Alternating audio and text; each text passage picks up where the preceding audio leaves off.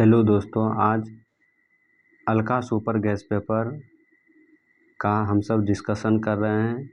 यह class BA part third political science 5वां paper का है।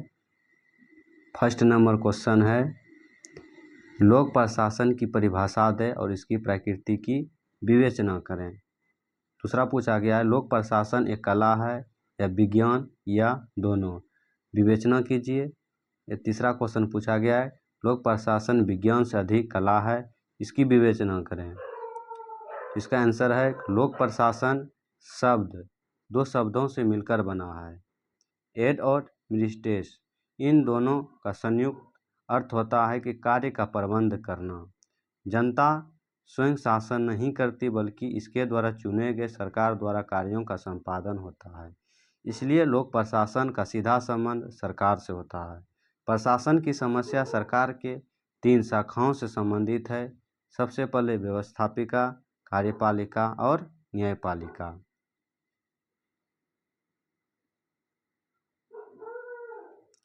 उपयुक्त 3 शाखाओं से सरकार के कार्य संबंधित है, साथ ही साथ जनता की समस्याओं भी सरकार के 3 शाखाओं से ही संबंध रखते हैं। अतः सरकार जनता की प्रतिनिधि होता है और जनता के हितों को वह लोक प्रशासन द्वारा पूर्ति करने की कोशिश करता है।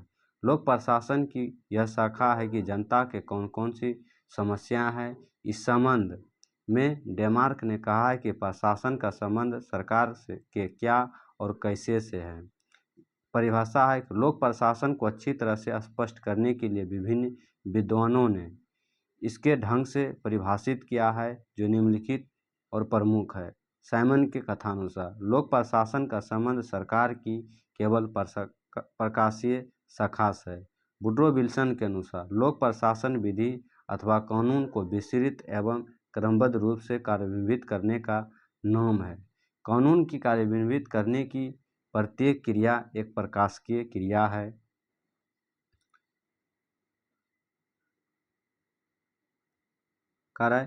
बिलोबी के अनुसार लोक प्रशासन केवल प्रकाशीय शाखा की कार्यवाहियों की और संकेत करता है। उपयुक्त परिभाषाओं के मद्देनजर यह संक्षेप में कहा जा सकता है कि लोक प्रशासन अपने आप में व्यापक अर्थ रखता है। आधुनिक समाज में जो कार्य सरकार के, वह सब कार्य लोक प्रशासन द्वारा संपादित किए जाते हैं। दूसरे शब्दों में यह कहा जा सकता है कि लोक प्रशासन में वह सब क्रियाएं आ जाती है जिनका उद्देश्य लोक नीति को लागू करने या उसकी पूर्ति करने से है। अतः लोक प्रशासन में लोगों की समस्याओं के निदान तथा उसकी पूर्ति करने की एक सुसंगठित शासन प्रणाली है। लोक प्रशासन की प्रकृति। लोक प्रशासन के विद्वानों में इस बात को लेकर मतभेद है कि लोक प्रशासन को कला माना जाए या विज्ञान। कुछ लेखक यहाँ इसे विज्ञान मानने को तैयार है, वहीं कुछ लेखक इसे विज्ञान नहीं मानकर कला मानते हैं। दोनों दृष्टिकोण के विचारक इसके लिए अलग अलग तर्क प्रस्तुत करते हैं। लोक प्रशासन विज्ञान के रूप में गार्गन के अनुसार वस्तुतः विज्ञान किसी विषय से संबंधित उस ज्ञान या राशि को कहते हैं जो विधिवत पर्यवेक्षण, अनुभव एवं अध्ययन के आधार पर प्राप्त हो गई हो और जिसके तथ्य परस्पर संबंध या क्रमबद्ध तथा वर्गीकृत किए गए हो। उपयुक्त कटौती के आधार पर यदि आप देखा जाए तो रसायन शास्त्र या भौतिकी शास्त्र पूर्णतः विज्ञान साबित होता है, जबकि ऐसे प्रशासन उपयुक्त कटौती से दूर है।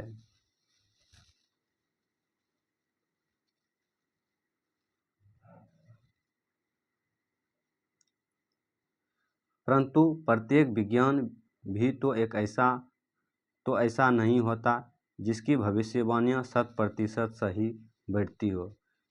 ऋतु विज्ञान का उदाहरण लिया जा सकता है, किंतु ऋतु विज्ञान मौसम के विषय में जो भविष्यवाणियां करता है वह सदैव सही नहीं बैठता। इसके तात्पर्य यह हुआ है कि भविष्यवाणियाँ सदैव ठीक न बैठी हो तो भी ऋतु विज्ञान की जब विज्ञान की श्रेणियों में रखी जा सकती है तो लोक प्रशासन को भी इस आधार पर विज्ञान स्वीकार करना चाहिए, क्योंकि इसमें भी बहुत सी ऐसी विशेषताएं पाई जाती है जो विज्ञान में पाई जाती है। यथा क्रमबद्ध ज्ञान। लोक प्रशासन की विज्ञान कहे जाने का मुख्य कारण है कि इसका ज्ञान भंडार क्रमबद्ध एवं सुव्यवस्थित है। प्रत्येक युग में विकसित प्रकाशिकीय अनुभवों को एकत्रित, विश्लेषित और अन्य संबंधित करने से प्रशासन के सामान्य नियमों को ढूंढ निकालना संभव हो पाया है और इस नियमों के आधार पर अस्थायी सिद्धांतों का नियम किया गया है। प्रोफेसर चार्ल्स ए विलियर्स के अनुसार लोक प्रशासन ने नियमों एवं सूक्तियों का निकाय विकसित कर लिया है और अनुभव के आधार पर यह कहा जा सकता है कि ये वास्तविक व्यवहार के चरितार्थ होते हैं तथा किसी हद तक भविष्यवाणी करने में भी असमर्थ है।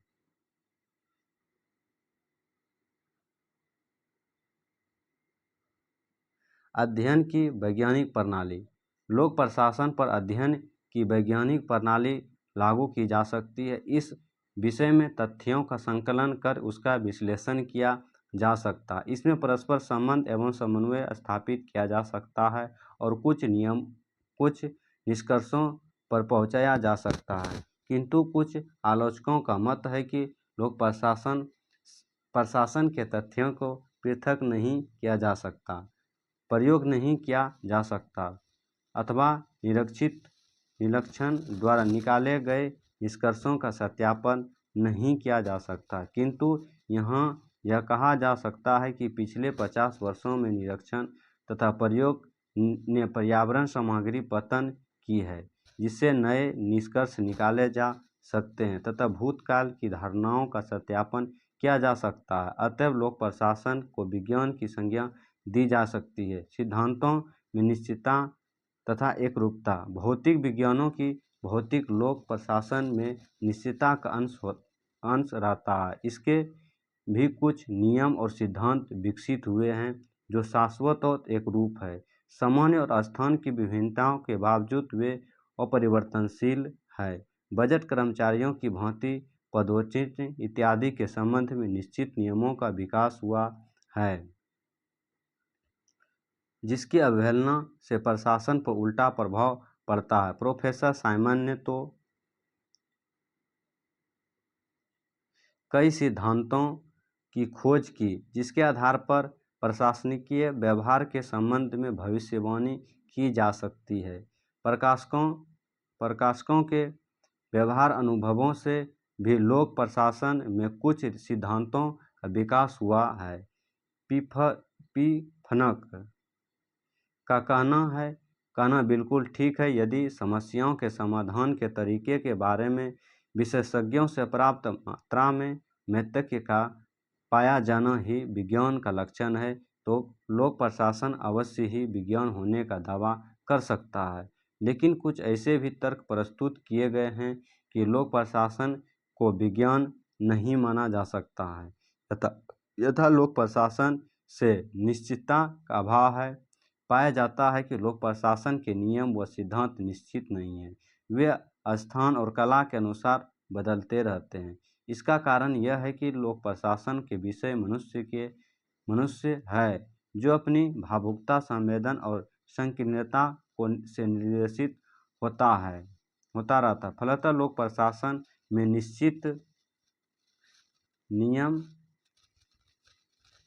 नियम नहीं बनाए जा सकते। लोक प्रशासन से पूर्व कथनीय का अभाव पाया जाता है। इसका कारण यह है कि लोक प्रशासन मनुष्य के प्रकाशीय समस्याओं का अध्ययन करता है। चूँकि मनुष्य में विभिन्न प्रकार के आचरण करने की प्रवृत्ति होती है, अतएव लोक प्रशासन और उसके सामाजिक शास्त्रों का यह आशा की जा सकती है में मानव के आमुख व्यवहार करेगा, किंतु उससे विभिन्न और अप्रत्याशित आचरण की संभावनाएं बनी रहती है। लोक प्रशासन विज्ञान नहीं मानने के पीछे यह तय किया जाता है कि इसमें पर्यवेक्षण तथा प्रयोग का अभाव है। वस्तुतः जिस विषय में अध्ययन की वैज्ञानिक प्रणाली का प्रयोग नहीं किया जा सकता उसे विज्ञान कैसे माना जा सकता है। किंतु इसके बावजूद लोक प्रशासन को विज्ञान कहने का दावा कई लेखकों ने किया है। डॉक्टर चंद्रप्रकाश भांभरी ने अपनी पुस्तक लोक प्रशासन में इस तर्क को उद्धृष्ट किया है कि प्रशासन के तथ्यों का वैज्ञानिक अध्ययन करना संभव है और इस सीमा तक लोक प्रशासन एक विज्ञान है। प्रकाशीय तत्व एक का वस्तुनिष्ठ ज्ञान प्राप्त करना निश्चित ही संभव है।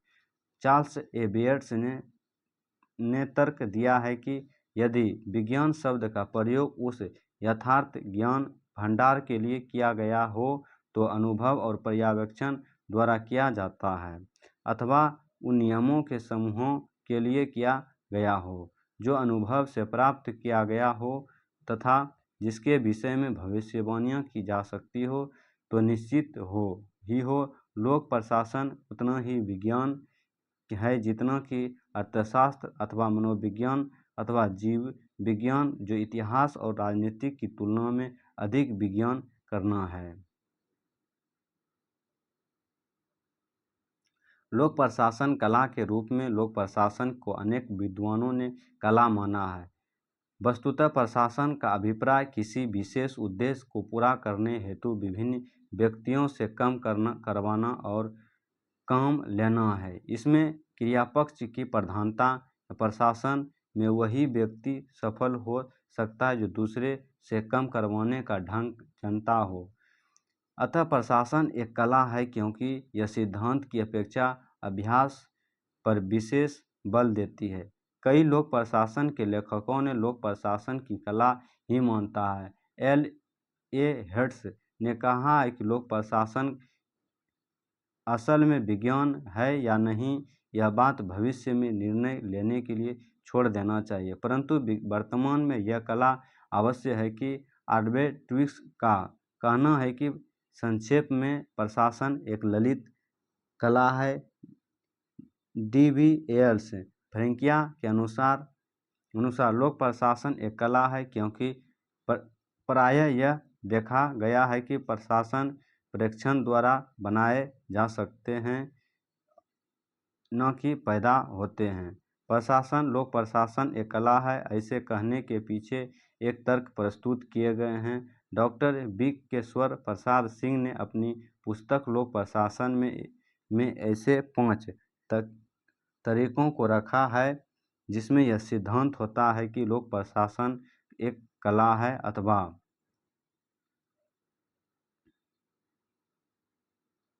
अथवा जिस प्रकार प्रत्येक कला के कुछ मान्य सिद्धांत होते हैं जिसके अनुपालन पर उसकी सफलता निर्भर करती है, उसी प्रकार लोक प्रशासन के भी कुछ सामान्य सिद्धांत है। इसकी उपेक्षा कर प्रशासन सफल नहीं हो सकता। प्रत्येक कला एक विशेष कौशल होता है जिसमें हासिल करने के लिए कलाकार की अनुभवी विशेषज्ञों से प्रशिक्षण कर लेना होता है और उसका अभ्यास करना होता है। इसी प्रकार प्रशासन का भी एक विशेष कौशल होता है और एक अच्छा प्रशासक बनने के लिए परीक्षण अनुभव और अभ्यास की आवश्यकता होती है। हर कला में सफलता प्राप्त करने के लिए विशेष रुचि एवं गुणों की आवश्यकता होती है। इसी प्रकार कुछ कुशल प्रशासन बनने के लिए भी विशेष रुझान तथा गुण आवश्यक माने जाते हैं। प्लेटो ने प्रशासन को कला मानते हुए दार्शनिक राजा में कुछ विशेष गुण अनिवार्य बतलाए हैं। मैकियावेली ने द प्रिंसेस में शासन की कला का विशद चर्चा किया है। विकास की प्रक्रिया की दृष्टि से लोक प्रशासन एक कला है। जिस प्रकार अन्य कलाओं का क्रमिक विकास होता है उसी प्रकार लोक प्रशासन का भी धीरे धीरे विकास हुआ है और भविष्य में भी होगा। परिवर्तनशीलता की दृष्टि से लोक प्रशासन कला की श्रेणी में आता है। जिस प्रकार अन्य कलाएं और उसकी क्रियाएं परिवर्तनशील है उसी प्रकार लोक प्रशासन की क्रियाएं कला और स्थान के अनुसार परिवर्तित होता है। निष्कर्ष अब कह रहा है, लोक प्रशासन एक कला और विज्ञान दोनों है। यह एक क्रमबद्ध ज्ञान है। इसके सिद्धांतों में थोड़ी बहुत निश्चितता तथा एकरूपता और अध्ययन की वैज्ञानिक प्रणाली पर लागू होती है। अतः यह एक विज्ञान, लोक प्रशासन एक कला भी है, क्योंकि इसके द्वारा कुछ सामान्य सिद्धांत है। इसका एक विशेष कला कौशल होता है। कलाकार की भांति प्रशासन में विशेष रुचि एवं गुणों की आवश्यकता होती है। यह सही है कि विज्ञान कम, कला अधिक। चार्ल्स वेब का निष्कर्ष बिल्कुल ठीक है कि प्रशासन कला है, क्योंकि इसमें उत्तम नेतृत्व, उत्साह तथा उच्च विचारकों का आवश्यकता होती है। यह एक विज्ञान है, क्योंकि इसमें निर्गमनात्मक विश्लेषण, तर्कतायुक्त नियोजन तथा विवेकपूर्ण साधनों की आवश्यकता होती है। अतः स्पष्ट है कि लोक प्रशासन विज्ञान तथा कला दोनों ही है। फिर भी अधिकांश विद्वानों ने विज्ञान को अभी विज्ञान से अधिक एक कला मानते हैं। Thank you.